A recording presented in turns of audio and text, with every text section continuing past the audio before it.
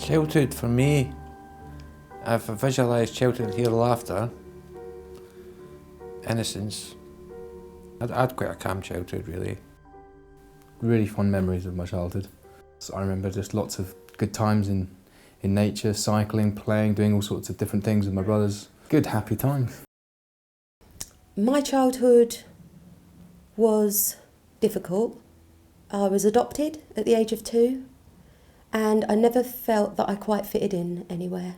I was angry as a child. I never quite knew why. Childhood is different things for different people, but for me it was a stable home life, but the society of my peers was so shocking and so dreadful that I have to say my childhood was terrible. From the very earliest moments at school, I was made to feel different, not allowed to join in, ridiculed, and I lost confidence. Whatever confidence I might have had before I went to school just diminished and diminished and diminished. I had a pretty good childhood, lots of good memories of childhood. We lived on the outskirts of Lincoln. Across the road was a BMX track. Next to that was football fields. It was an old RAF camp as well, so it was like old shelters and brick buildings for us kids to mess around in. The family did break up when I was about 13, and that was a bit crazy. But in general, it was a happy time. When I was a child, it was very hard being a child, definitely, because I didn't feel that I had the love that most children get. But I did have some really good experiences as well, which I remember with my nana, and used to like have really fun times out and go to the pier and stuff like that, walks along the beach. Quite nice times with her actually.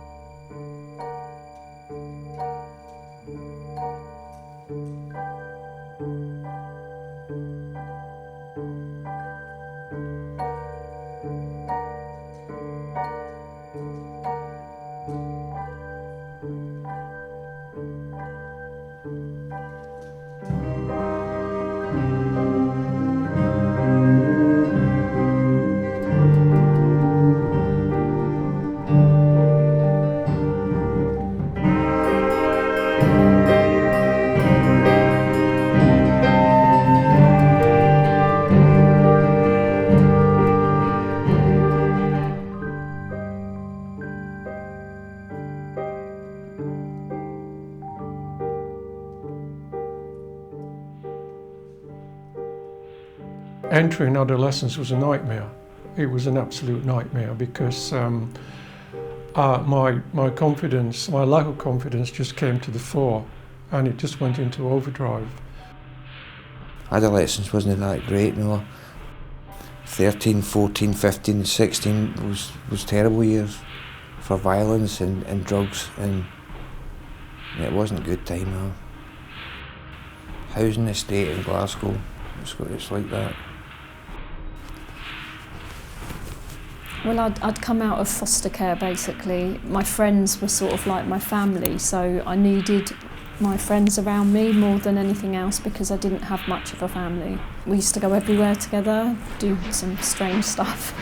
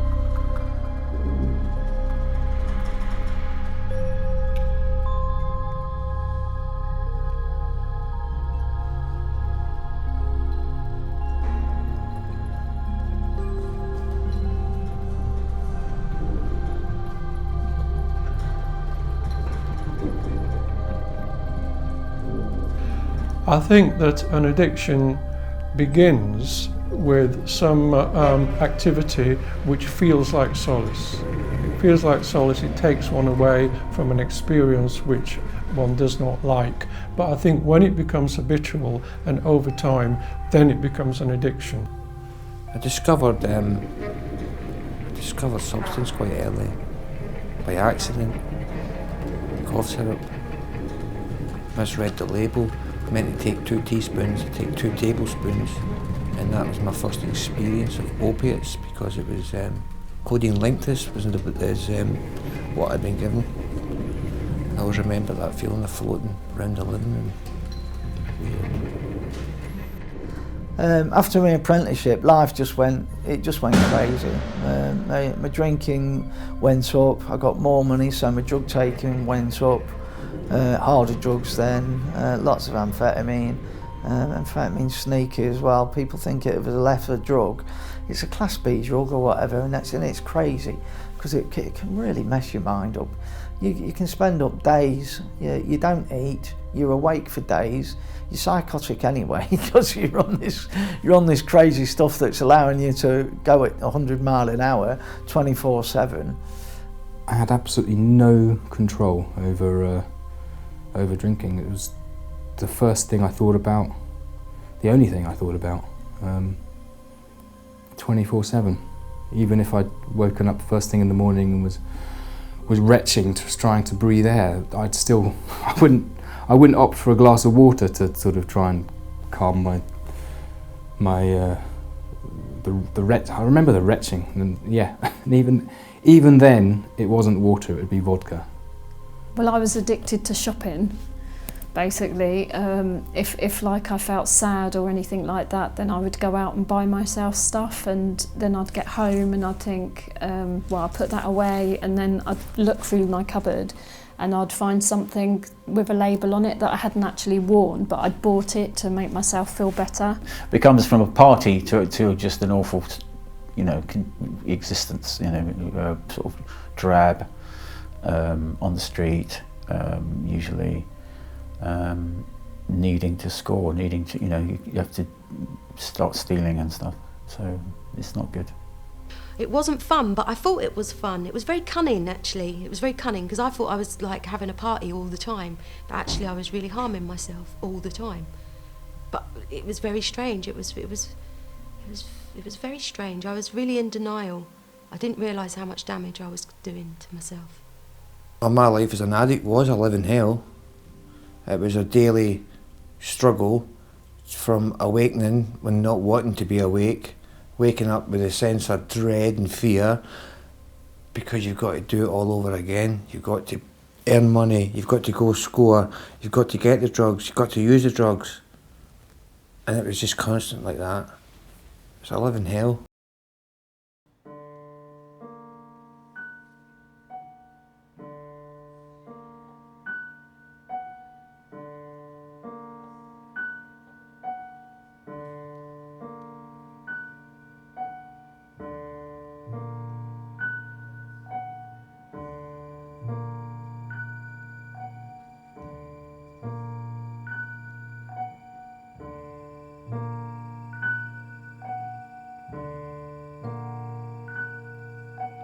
Judgment,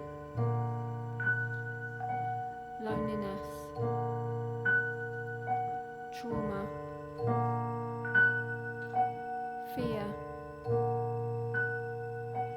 darkness, silence, sadness, emptiness, invisible, desperate, despair, pain, misery,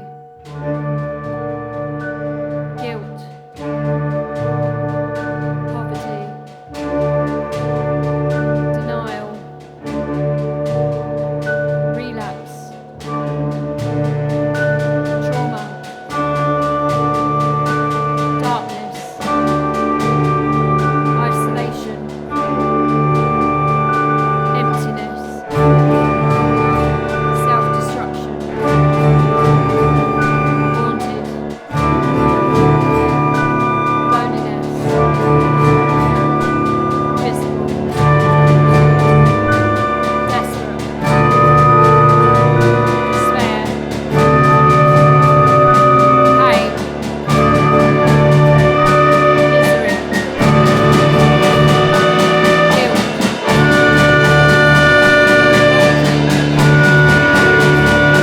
denial,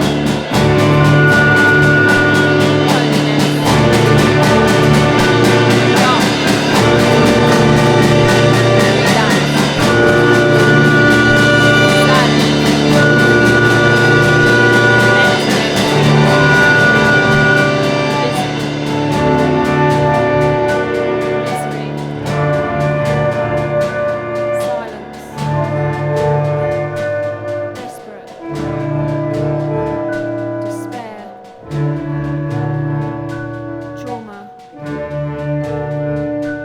loneliness, judgment, darkness, fear, sadness, silence, guilt,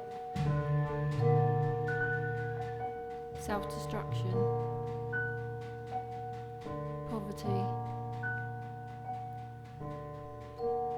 judgment. I didn't actually use the word recovery until recently. This has been going on for some years, but and I see it now in retrospect as a recovery. But at the time it was, if I'm going to try and do something valuable in my life, now that I've gotten into my 60s for goodness sake, then I'm going to have to stop doing things which are detrimental.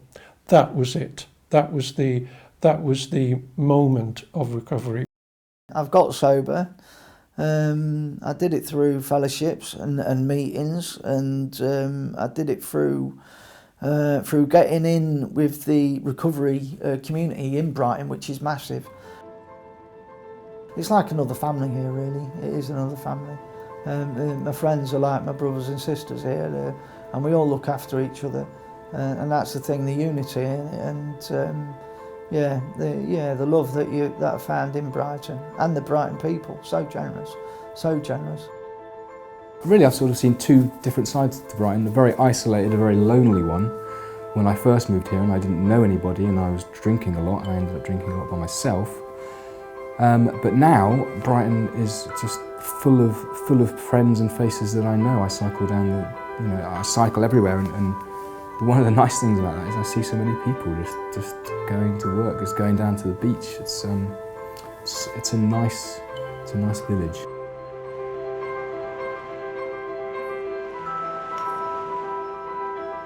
I like Brighton because it's open-minded. People can dress up the way they want, not be judged, there'll not be any. I don't see a lot of violence. I've never myself experienced any violence in this town, city, what you want to call it. I've never experienced none of that. I've never been attacked, mugged, threatened, even felt threatened. It's been a nice place for me to live. Big part of my life, Brighton, isn't it? Family's here, got kids here. It's a nice town.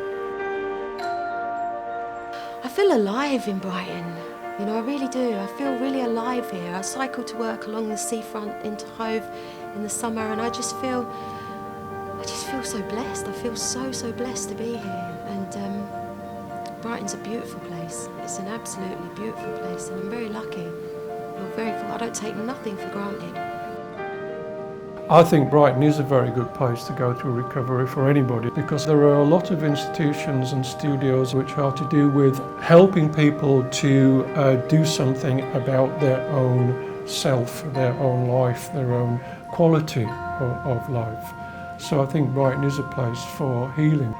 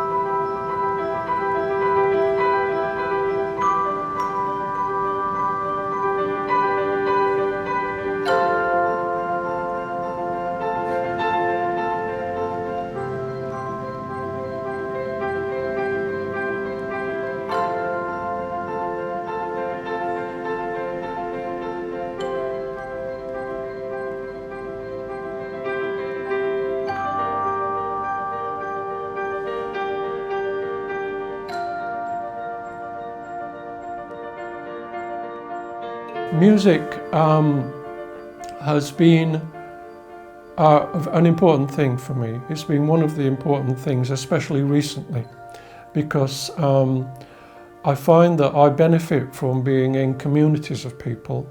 I belong to several communities of people in Brighton, and I belong to several music communities. So the important thing about music, well, there's two things. One is learning the instrument and the discipline, and the other is going out with the instrument and being a part of a community.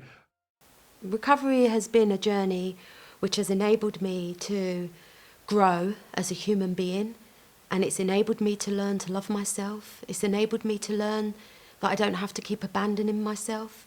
It's enabled me to feel part of a community.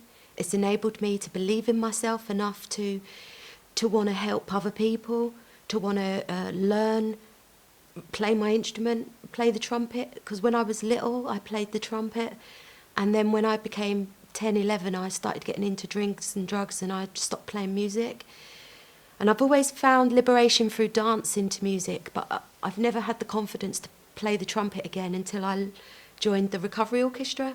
One of the main ways that I was in early recovery that I could switch off was through playing the guitar or listening to music. That was the only way I could, what do I do? What do I do? I'm used to taking drugs all the whole time. What do I do now? So and that's the only way I could switch off was to play the guitar, and that's really helped me. I love to sing, and since being in recovery, I've had loads of opportunities to sing. I've sang with some really close friends of mine. I'm still singing now. I've done poetry, and then they've turned that into singing. Singing is a big thing for me because it gets everything out. That feeling of connection that you get through music is a massive thing that's missing when you're in deep, dark addiction. It really is. So just to have that ignited again through music is fantastic. Playing music makes me feel good. It just makes me feel great. I get a tingle when I play it well. I get an uplifting feeling of peace, serenity. It's almost spiritual, really. The music takes me away from me. It's very, very therapeutic, very relaxing. I think now, like, I've got a voice now, and I'm basically feel more free to express myself, whereas I used to feel like I was invisible.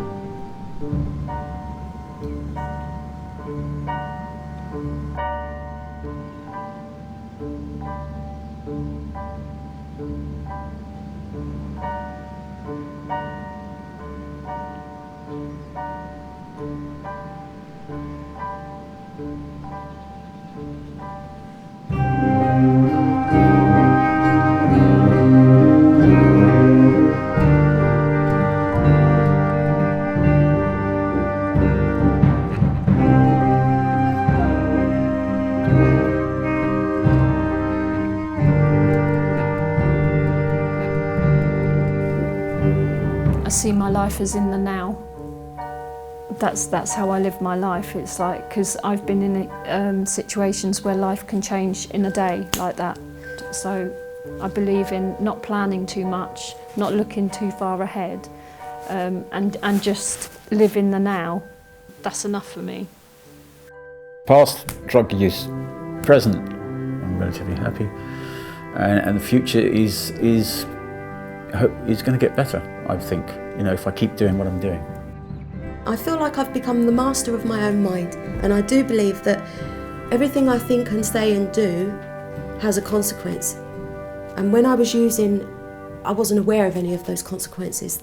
And now, everything that I do and say and think has a consequence. So the more positive thoughts, positive things that I choose to plant these positive seeds, I know that I'm going to reap a positive future. I'm not ashamed of my past at all. I'm very proud of it because it defines who I am and the person I am now. I'd be a very different person without having gone through the life I've led, and I wouldn't change it for 1 second. So I think that means I've got quite a positive future. Someone once said to me that you get 2 lives in recovery, you get the shit one first. That's what keeps me going. Sometimes I can think I'm getting a bit too old. No, it's like my whole life, so I've wasted it. No, you get 2 lives, and I've got a second chance. I have sadness about my past, about the wasted years, and the big thing of coming into recovery. I think many of us wish we could have been able to get it sooner. But solace to me is helping other people stay sober. Solace is finding comfort or some kind of strength within adversity. It's easy to find something which feels like solace if you are in difficulty. When I was using alcohol so persistently, it seemed to me as though that was the solace. It seemed to me as though I was finding something which would take away the ordinary unpleasant feeling which I couldn't deal with, and it would seem like the bottle of wine was the solace. What I seem to have found in recent years is a pathway. I don't know where it's going, but I do feel quite confident that there is a pathway there, and there is solace in having found the pathway.